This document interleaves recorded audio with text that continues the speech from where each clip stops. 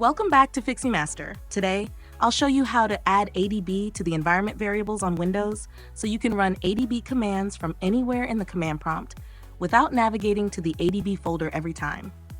Step 1. Locate the ADB folder. First, make sure you have ADB installed.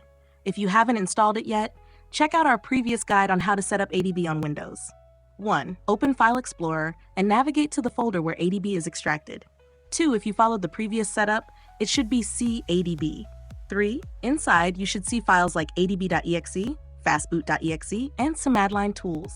Step 2. Open System Properties. Now, we need to add ADB to the environment variables.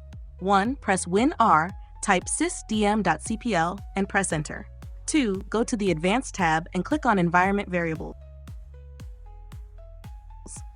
Step 3. Add ADB to the system path. Now, let's modify the system path variable. 1.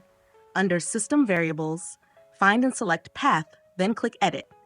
2. Click New and type the full path to your ADB folder, for example, CADB. 3. Click OK on all windows to save the changes. Step 4. Verify the setup. To check if ADB is now globally accessible, 1. Open Command Prompt by pressing WinR, typing Command and hitting Enter. 2. Type ADB version and press Enter.